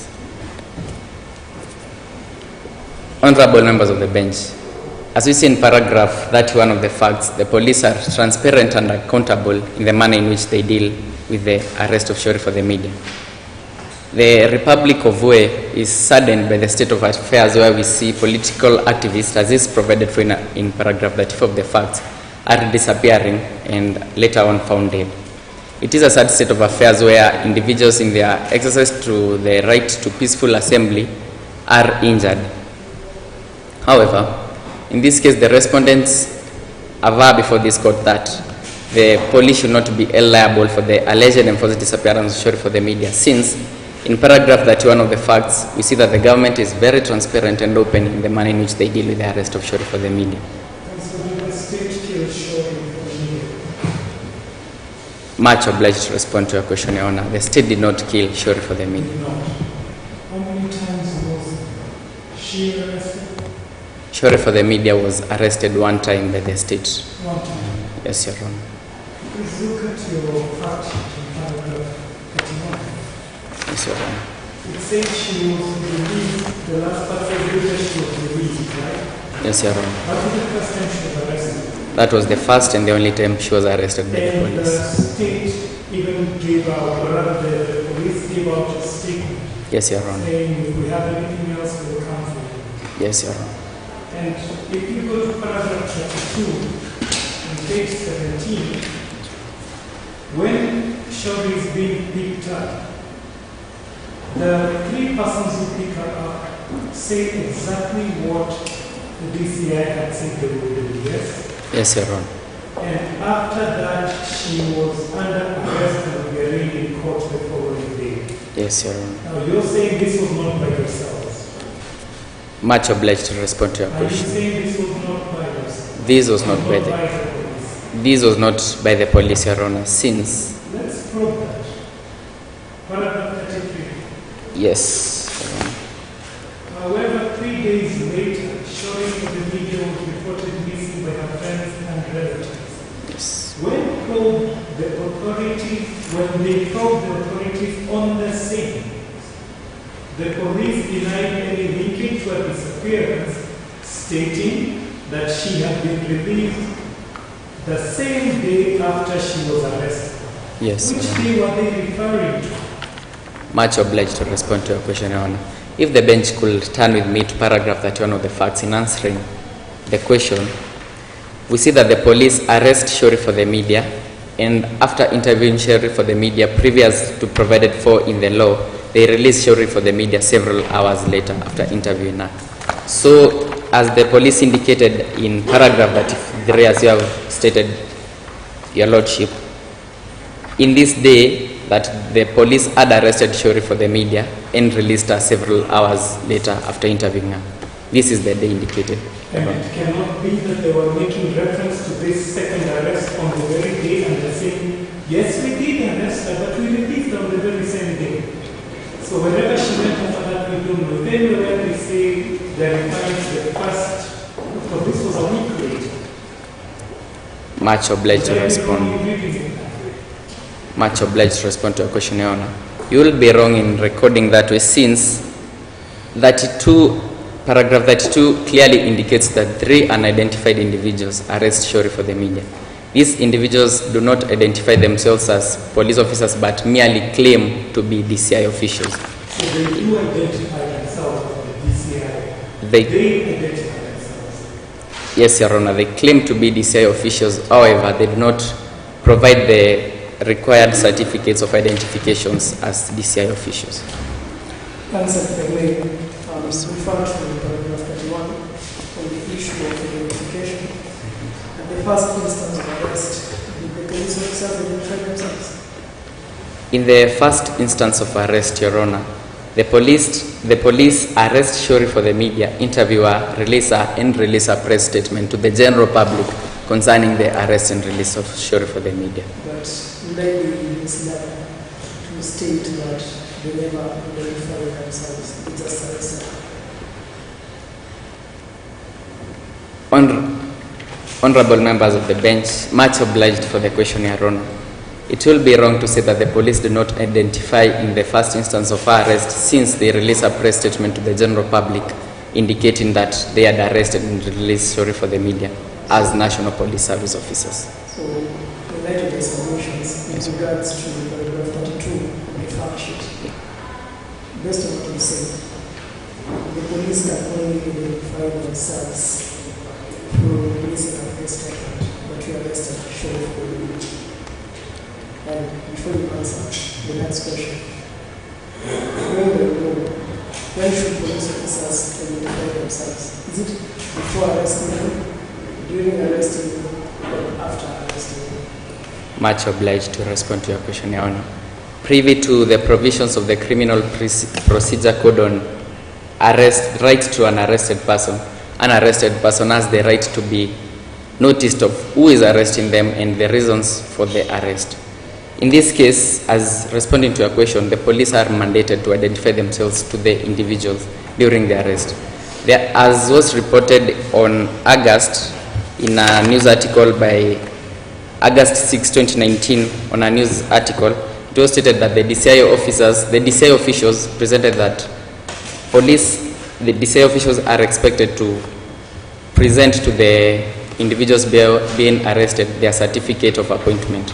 This is after several instances, as you have seen in paragraph 34 of the facts, where political activists are seen disappearing and later on reported dead. Therefore, in trying to curb this, the DCI officials released a press statement indicating that in arresting individuals, police officers should present a certificate of appointment. So therefore, I will be right to state that the police officers failed to meet their duty to identify themselves at paragraph 31. At paragraph 31, Your Honor, the police do identify themselves. However, in paragraph 32 of the facts, honorable members of the bench, it is the respondent's submissions that the three unidentified individuals cannot be attributed to the police officers, neither can their actions be attributed to the state, since they are not state actors and they do not act under the control of the Republic of Wales. Moving on to my submissions, honorable members of the bench, I'd like to refer to the case of Abdi Nasir Ahmed versus Republic. The Court of Appeal in this case stated that in a case involving enforced disappearance, the respondents cannot be forced to provide material that is not in their custody. In this case, we see that the shorty for the media, in a subsequent abduction and death, she is not in the custody of the police officers, but in the custodies of the three unidentified individuals. In paragraph 31 of the facts, after the police released shorty for the media, we see that she releases a list of government officials that were involved in the fraudulent acquisition of public funds. In doing so, shorty for the media puts her life at risk as she releases negative information concerning powerful entities in the Republic of Wales. Honorable members of the bench, it is in response to the submissions brought forward by the petitioners, it is the respondent's submissions that the police carry out adequate investigation, as we see in paragraph 32 of the facts, after they are probed on the disappearance of shorty for the media. It is the police officers that indicate that shorty for the media was tortured and killed since they see marks of torture in her body after she was dead. Honorable members of the bench. Counsel, one second. You just told me that you just submitted that in releasing the information that she put her life at risk. Yes. Yes? So are you conceding that putting information about something the government does leads to potential risk of life? Who else can that be at the hands of? Much obliged. So is it her fault that she's released information about the government? Shorty for the media, as is indicated in paragraph 4 of the facts, is a renowned political activist, and this is not the first time that she releases such information to the public. However, by releasing such negative information concerning powerful individuals in the state, it is reasonably expected that harm will come away. Is it? Harm does come away, as we see in the facts, honorable members of the bench, although this cannot be. The question is it reasonably expected that as you exercise your freedom of expression, because the information is sensitive, you basically would be said to be voluntarily assuming the risk? Much obliged to respond to your questions, honorable members of the bench. It is stated in paragraph 34 of the facts that this is not the first instance where political activists are reported missing and eventually dead. The individuals that arrest, abduct shorty for the media and eventually kill her those actions cannot be attributed to the state, since in performing those actions, they are not under the direction of the state. In Article... Yes, Your Honor. Grab the Constitution. Yes, Your Go Honor. to Article 10, Article 2A. The national values that apply to every person of the state. Article 10, sub-article 2A. Yes, Your Honor. There is a value on participation of the people. You've seen it? Participation? Of the people. Yes, Your Honor. So, in light of the submissions, those values apply to every person.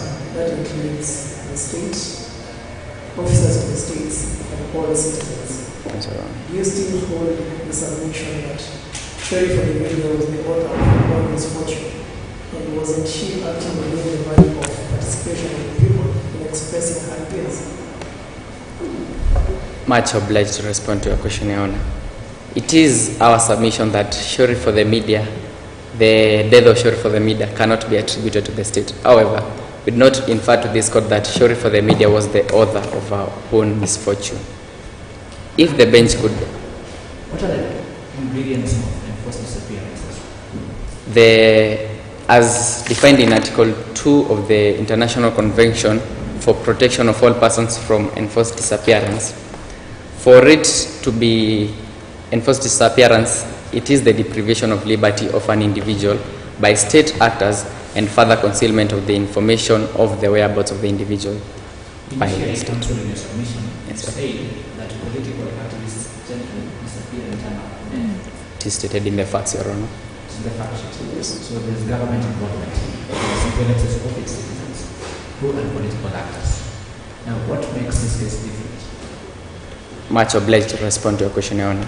What makes this case different is that Sheriff for the Media is abducted by 3 unidentified individuals.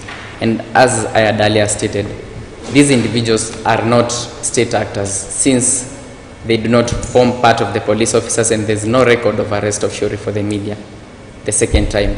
But the Republic of Way and the police, the National Police Service, is very open and transparent in the manner in which they deal with the arrest of Sheriff for the Media, being a renowned political activist in the state, as they release a press statement to the general public concerning her arrest and release. Counsellor, what is the obligation of the state in protecting its citizens and any other person in the country from enforced disappearance? Yes, Your Honor. What is the government's obligation?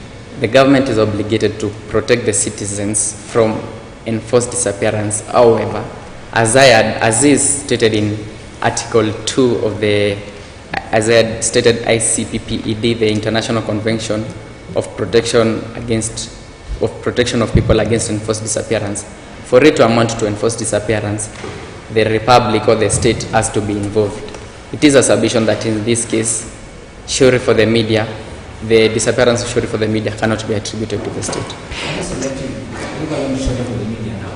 There are political activists who disappeared, and you have already admitted before us that the state was at foul play, was found at foul play. Now, don't you think the state has failed its obligation to protect its people? And in the event it had failed, did it take any measures to protect further disappearances, whether by the state or by any other, maybe criminal enterprise? Much obliged to respond to your question, Your Honor. Privy to the Whistleblowers Act, which was enacted on the year 2021, the state has passed this law in order to protect individuals that release information to the public, information of improper conduct relating to that might offer the whistleblowers at risk. However, Sheriff for the Media does not fall under the protection of the Whistleblowers Act, since as we see in paragraph 21 of the facts, Sheriff for the Media breaches Article 5.1 of the Official Secrets Act.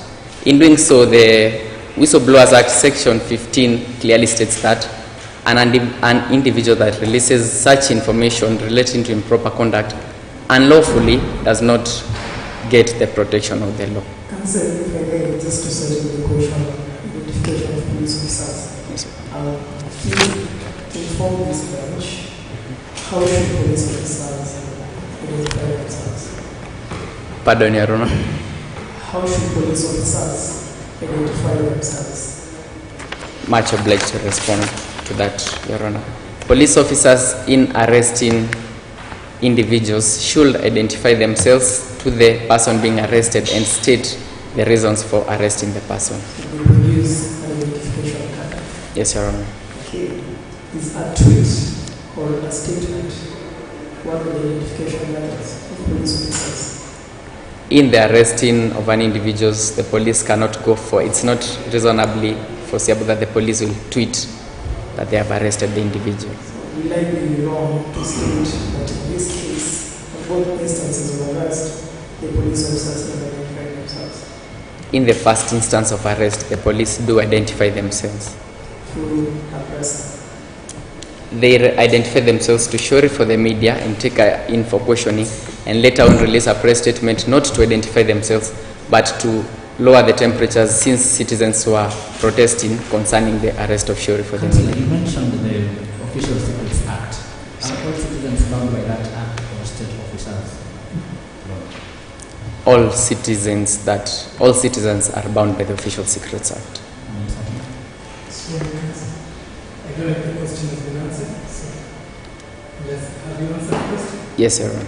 I wanted one clarification from you. Yes. You have said that enforce the Convention for the Protection of All Persons from Enforced Disappearance. Basically, the issue of enforced disappearance is only attributable to the state if the actors are attributable to the state. If the actors are acting under the control of the state. Article 2 of the state convention says enforced disappearance is considered to be arrest, detention, and abduction, or any other form of deprivation of liberty by agents of the state, or by persons or groups of persons acting with the authorization, support, or acquiescence of the state. Yes, Your Honor. And I tend to think your state acquiesced may not have been the three persons that they say we can't empirically say they were police officers, but the acquiescence on the part coupled with the flippant attitude of, in any event, she was not under the victim whistleblower protection. You acquiesced and did not then give us sufficient basis to find the state culprit. Much obliged to respond to that, Your Honor. As I had earlier indicated, and this is stated clearly in the facts, Shuri for the media is not liable for the state is not liable for the alleged enforced disappearance of Shuri for the media, since the three individuals are not state actors. Therefore, the actions cannot be. You knew that she is a whistleblower, and you knew that she's an activist. Yes, sir. Unknown. Yes, sir. You knew that she had released sensitive information about some powerful people in your state. Yes, sir. You did not take any measures to offer protection because you were using the technicality that she released confidential information. Isn't that the kind of acquiescence that the convention tries to get around and says if you acquiesce, you fail to protect, and therefore to that extent you would be liable? Much obliged to respond to your question, Your Honor. Seeing my time is far much spent, I request for 2 discretionary minutes to respond to the question and conclude on my submission. 2 minutes. Thank you, Your Honor. In responding to the question posed to me, honorable members of the bench, the arrest of Shuri for the media, the subsequent arrest of Shuri for the media is not by state actors. Therefore, it is not attributed to the it is not attributed to the Republic of Wales, Your Honor. Moving on to my second limb of argument, it is the respondent's submission that the police used proportionate, necessary, and therefore lawful force in the dispersing of the protesters. Privy to the 6th schedule of the National Police Service Act, it is provided that police are mandated by law to use non-violent means in the dispersing of protesters unless these non-violent means prove futile in the prevention of an imminent threat. Then the police may resort to use of violent means. In this case, in paragraph 30 of the facts, we see that the police were available, and as is provided for in the 1990 UN Basic Principles, the mere presence of the police in a protest is a non-violent means of deterring protesters from charging forward. The police use non-violent means which prove futile since the protesters charged forward towards the police, throwing stones, therefore posing danger to citizens of the Republic of Wales that are not participants of the protest. Therefore, the police had to use water cannons, truncheons, and tear gas as provided for in the facts to disperse the protest. These use of water cannons, tear gas, and tracons is proportional to the charging forward of the protesters in order to disperse the protesters and ensure there's peace, honorable members of the bench. On that point, counsel, yes? Okay. So you referred to the 6th schedule, which I agree with you says that can be use of force. Now, what I understand is the process under the 6th schedule in terms of determining whether it was actually proportionate use of force is that there's supposed to be an investigation. And in fact, when any use of force results in serious injury, it's supposed to be reported to IPOA to do an investigation. So would you agree with me, first of all, that that is a requirement if there's been use of force that's resulted in serious injury, and that instead, in this case, the police have denied responsibility at all, and therefore they've failed to comply with that investigation. So why should we take your word for it that it was proportionate use of force when you've actually failed to do the proper investigation and get a finding? Yes, Your Honor. Much obliged to respond to your question. As you have rightfully stated, the 6th schedule of the National Police Service Act provides that in case an injury is to occur as a result of the police use of force in dispersing the protesters, they are mandated by law to report that instance. In paragraph 30 of the facts, we see the police deny the excessive use of force in dispersing the protesters. The police do take accountability for the force and the injuries, since the 30 injured individuals are taken to the hospital, honorable members of the bench. Okay, but isn't the acceptance and of responsibility, isn't there a procedure for that? Isn't that exactly what that provision is about? Yes, Your Honor. Okay, so just like with the disappearance, yeah, you're basically asking us to take your word for it. We weren't involved, we didn't use disproportionate force, but at least with respect to the disproportionate force, there's a process that's supposed to be followed. Yes, Your Honor. Okay. In responding to your question, in the case of Kimiti versus Mwenda, the Court of Appeal declared that the police should not be prohibited from use of force in a crowded place so long as they exercise adequate precaution. In this case, we see that the police use less lethal weapons in the dispersing of the protesters to avoid causing fatalities. In the instance where the use of force results to the injury of the 30 individuals, they are taken to the hospital to prevent any fatalities. Seeing my time is far much spent, honorable members of the bench, I'll ask the bench to infer our prayers from our written submissions. Thank you. Paragraph 30 of the fact sheet. Yes.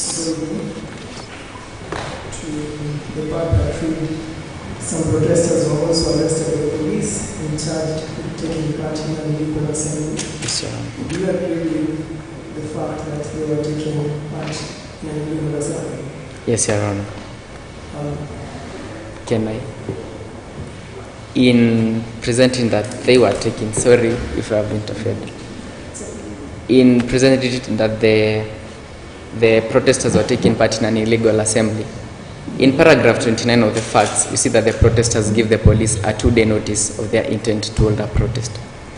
In the 1950 Public Order Act, it provides that the protesters should give the police a minimum of 3-day notice of the intention to hold a protest.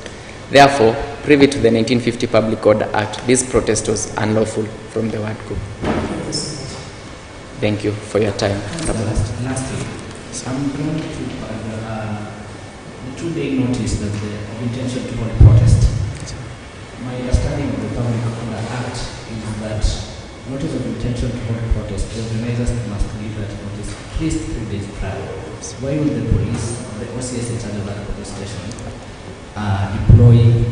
deploy his officers despite the fact that 3-day notice was not adhered to? Is it like a prerequisite to holding a protest, or is it a by the way? Much obliged to respond to your question, Your Honor. Article 37 of the Constitution of Way provides for the right to peaceful assembly. In this case, in the 1950 Public Order Act, the giving of a notice is so as for the police officers to ensure that the area that the protesters intend to hold the protest is safe for them to hold a protest. By the police officers being deployed to maintain the protest, they are exercising their duty and facilitating the rights of the citizens to hold a peaceful assembly, since the police impliedly accept this. However, as was established in the case of Ferdinand Ndongo Etitu versus Attorney General, protesters are mandated to hold a peaceful assembly. In the instance where protesters do so in a violent and in an armed manner, they are exempted from the protection of Article 37 of the Constitution. That brings me to the end of my submission, if I have sufficiently answered your question. Thank you for your time.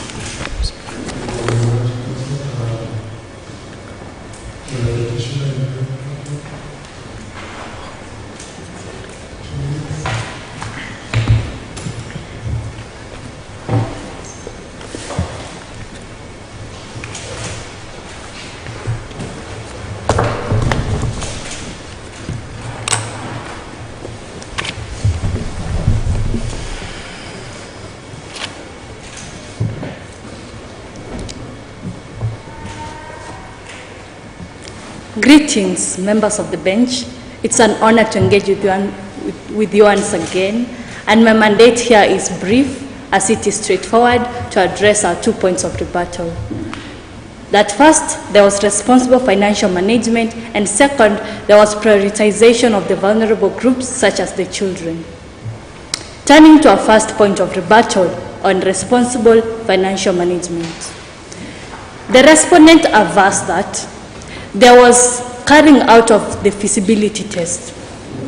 However, we see that the debt acquired was looted and mismanaged, and there is difficulty in servicing the debt. This has resulted to the infringement of Section 50 of the Public Finance Management Act to meet servicing levels at the lowest cost possible. Therefore, if the court allows this trajectory, it will be putting the socio-economic rights of the citizens at risk and leading to the citizens not being completely able to afford their socio-economic rights, especially the right to food. Turning to our second point of rebuttal, on prioritization of the vulnerable groups such as the children. The respondent alleged that the state of Wales is a developing country with limited resources. However, the state of Wales has gone ahead to acquire additional resources from the international community. And these resources amount to 9.3 trillion. And the state of Wales has gone further ahead to roll out a new education program that is way more expensive and failed to channel sufficient resources to it. If the court allows this trajectory, it will be putting the rights of the children under Article 53 of the Constitution of Wales to access to free and compulsory education at risk and infringing on the rights of the children to human dignity. Councillor, on that specific issue on allocation of resources towards ensuring the widest enjoyment of rights and fundamental freedoms, especially the right to education in our case. The Constitution imposes on courts the obligation that in applying Article 43, and specifically Article 43, they should take into consideration Article 25, which says that in applying any right under Article 43, the courts should take into consideration the allocation of resources towards ensuring the widest possible enjoyment of rights and fundamental freedoms, having regard to the circumstances. Now, I want you to weigh whatever you are arguing, facilitating the allocation of resources towards ensuring the right of education, and the circumstances of that time. This is a country coming out from famine and a country coming out of a pandemic. So, which one precedes the other? Should we as courts prefer the right to education and totally ignore the prevailing circumstances of that time?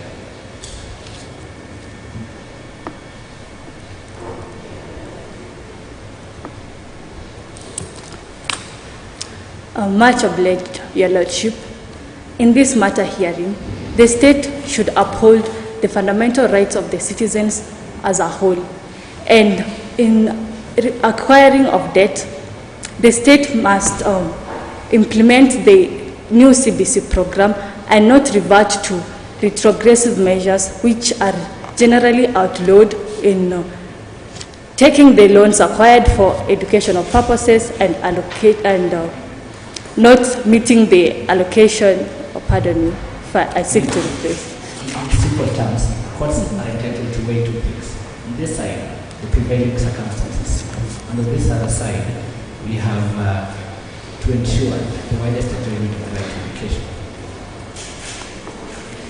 This is during educational resources. So you are imploring upon us to ignore the state's defense that they not only had inadequate resources, but they were trying to struggle, coming from those circumstances that I mentioned. So which one? How do we strike a balance between the two? In as much as there were the circumstances prevailing of the Town 19 and the drought, the government has acquired loans specifically to remedy these situations. But however, the funds set for the education sector have not been allocated to education sector due to failure of the state to exercise fiscal discipline by mismanaging the funds that were specifically acquired for the remedying of the drought and the Town 19 pandemic. The petitioner cedes the floor respectfully back to the court.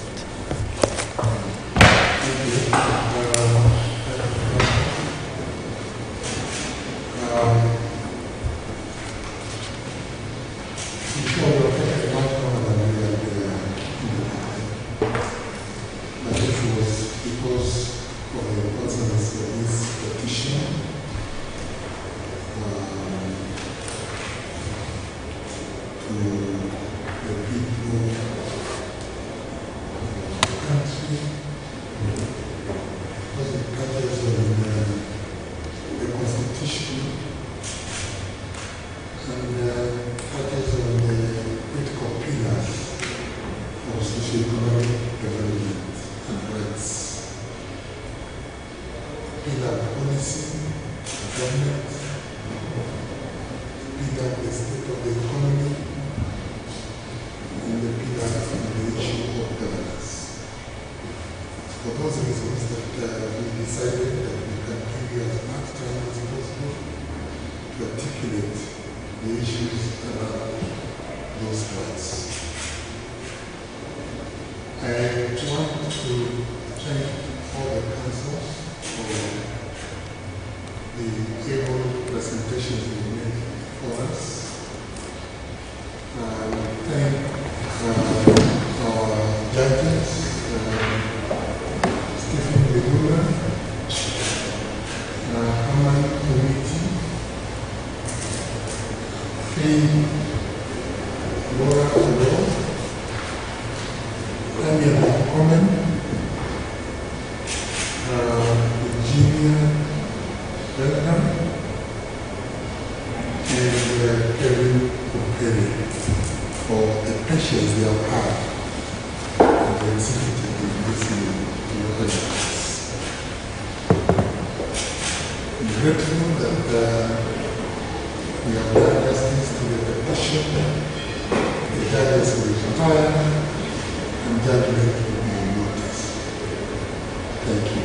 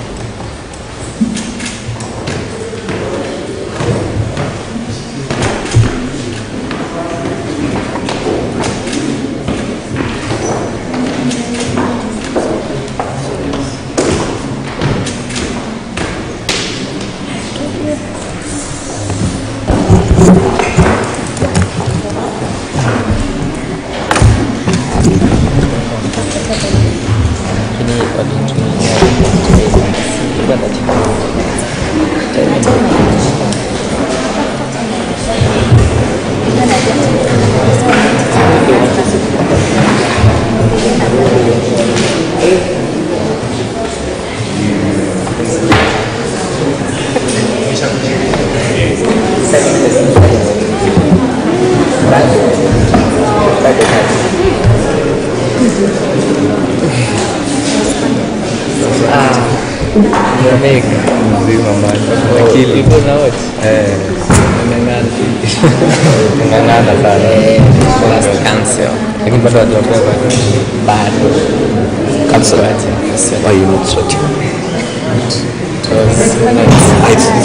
was like training. Yeah, joking.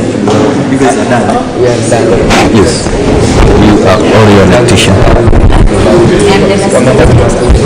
I don't know. Shima advocates. Actually, Steve Onajua, law firm ETG, Kanachier, petition election. September.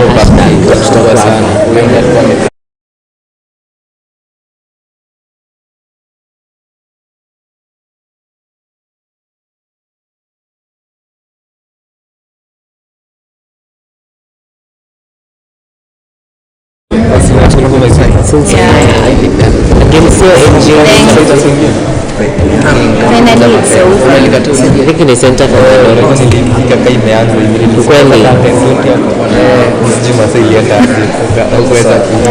lakini ishu zetu ni moto.